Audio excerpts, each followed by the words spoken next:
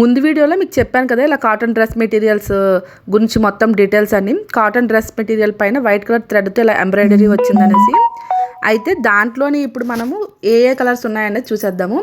ఇగోండి, ఇందులో first colour వచ్చేసి స్కై బ్లూ కలరు, ప్యాంటు చున్నీ టాపు. ప్యాంట్ అయితే ప్లెయిన్గా వస్తుంది అనమాట.